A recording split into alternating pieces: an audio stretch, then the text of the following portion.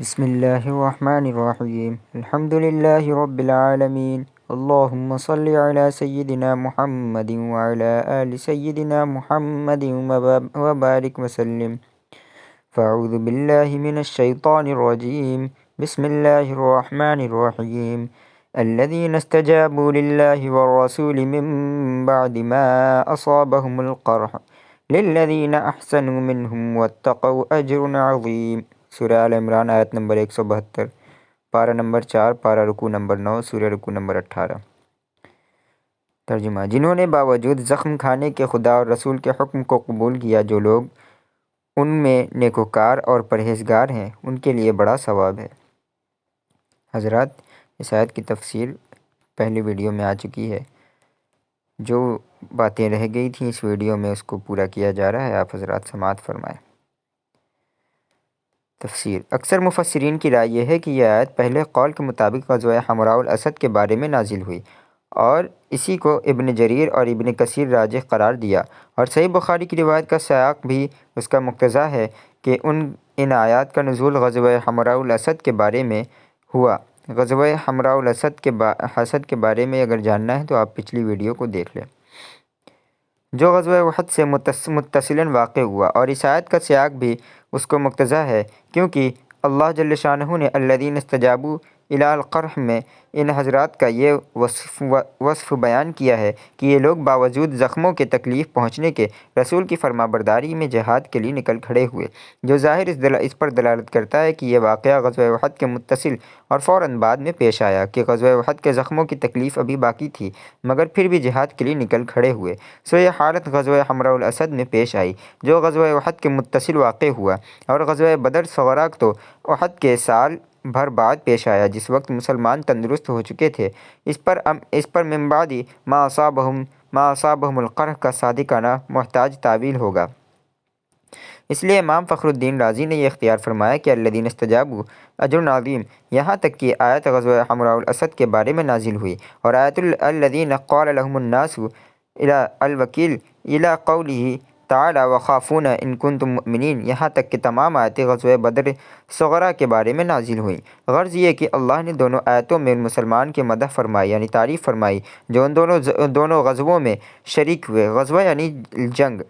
پہلی آیت میں غزوہ حمراء الاسد کا ذکر ہے، اور دوسری آیت یعنی قال لهم الناس الی آخرہ میں غزوہ بدر صغریٰ کا ذکر ہے، اور ان دونوں غزووں کے درمیان 1 سال کا فاصلہ ہے، اور اس ناچیز کے نزدیک بھی یہی قول ظاہر آیت کے مطابق ہے کہ پہلی آیت یعنی الذین استجابوا غزوہ حمراء الاسد کے بارے میں نازل ہوئی، اور دوسری آیت یعنی الذین قال لهم الناس غزوہ بدر صغریٰ کے بارے میں نازل ہوئی۔ اس تفصیل کی سمجھ لینے کے بعد اب آیت کی تفسیر سنیے۔ اللہ جل شانہ نے ارشاد فرمایا کہ جن لوگوں نے احد میں زخم کھانے کے بعد بھی اللہ اور اس کے رسول کا حکم مانا، حضور پر نور صلی اللہ علیہ وسلم کے بلانے پر جہاد کے لیے نکل کھڑے ہوئے، اور زخموں کی تکلیف کی پرواہ نہ کی، تو بلا شبہ ان لوگوں کے لیے جو ان میں سے نیکوکار اور پرہیزگار ہیں اجر عظیم ہے۔ اس آیت میں اشکال یہ ہے کہ جن لوگوں نے احد میں زخم کھانے کے بعد حمراء الاسد میں جانے کے لیے اللہ اور اس کے رسول کا حکم مانا تھا، وہ سبھی نیکوکار اور متقی اور پرہیزگار تھے۔ پھر اللہ کے اس فرمانے کے بعد کہ کیا معنی کہ جو ان میں سے نیکوکار اور متقی ہیں ان کے لیے اجر عظیم ہے؟ جواب: صاحب کشاف فرماتے ہیں کہ اس جگہ من تبیین کے لیے ہے، تبعیض کے لیے نہیں، اور نیکوکاری اور تقوی کی صفت مدح یعنی تعریف اور تعلیل کے لیے ہے، نہ کہ تقلید کے لیے۔ مقصود ان کی مدح یعنی تعریف سرائی اور تنویہ شان ہے، ورنہ وہ سب ایسے ہی تھے۔ اور مطلب آیت کا یہ ہے کہ جن لوگوں نے احد میں زخم کھانے کے بعد اللہ اور رسول کا حکم مانا، چونکہ یہ سب لوگ نیکوکار اور پرہیزگار ہیں، اس لیے ان کے لیے اجر عظیم ہے، یعنی یہ لوگ اجر عظیم کے اس لیے مستحق ہوئے کہ یہ لوگ صفت احسان اور تقوی کے ساتھ موصوف ہیں، یا یوں کہو کہ منہم کی ضمیر عام مومنین کی طرف راجع ہے، جیسا کہ گزشتہ آیت وَإِنَّ اللَّهَ لَا يُضِيعُ أَجْرَ الْمُؤْمِنِينَ میں عام مومنین کا ذکر ہے، جن میں ضعیف الایمان بھی داخل ہیں۔ بس غزوہ حمراء الاسد میں جو چند مسلمان باوجود تازہ زخم کھائے ہوئے ہونے کے آپ کے ہمراہ کافروں کے تعاقب میں نکل کھڑے ہوئے، وہ عام مومنین کے بعض مخصوص افراد تھے، اور اعلیٰ درجہ کے نیکوکار اور پرہیزگار تھے۔ اس تفسیر پر من تبعیضیہ بھی بے تکلف ہو سکتا ہے۔ یہ حضرات یہ اردو گرامر کی بات ہو رہی ہے، تو جو لوگ اردو گرامر پڑھے ہوئے ہیں وہ سمجھ سکتے ہیں۔ اور یہ محسین اور متقین ایسے مخلص ہیں کہ جب ان سے قبیلہ عبد القیس کے لوگوں نے آ کر یہ کہا کہ تحقیق مکہ کے لوگوں نے تمہارے مقابلے کے لیے لڑائی کا بڑا سامان جمع کیا ہے، بس تم ان سے ڈرتے رہنا اور اندیشہ اور خطرہ کو پیش نظر رکھنا، بے دھڑک ان کے مقابلے کے لیے نہ نکل کھڑے ہونا۔ بس یہ بات ان کے ایمان اور زیادتی کا سبب بن گئی، یعنی مشرکین کے خوف دلانے سے مسلمان سست نہ پڑے اور ان کی بات کی طرف التفات کیا، بلکہ جوش ایمانی میں اور اضافہ ہو گیا، اور سمجھے کہ خدا کی راہ میں جس قدر بھی جاں بازی اور سرفروشی دکھلائیں گے اسی قدر مدارج قرب سے بہرور ہوں گے، اور جوش میں آ کر یہ بولے کہ بس کافی ہے، ہم کو اللہ اور بہترین کارساز ہے جو اپنے آپ کو خدا کے حوالے سے اور سپرد کر دے، دشمن اس کا کچھ نہیں بگاڑ سکتے۔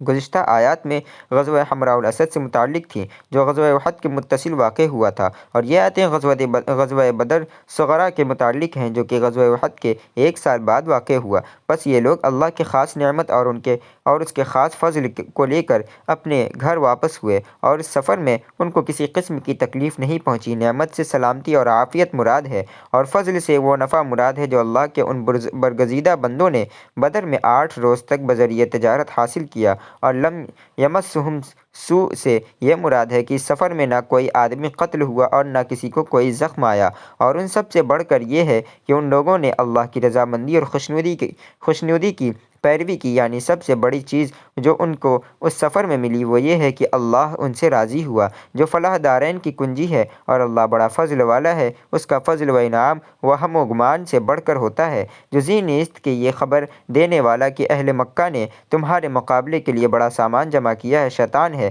تم کو اپنے دوستوں سے ڈراتا ہے، بس اے مسلمانوں تم ان سے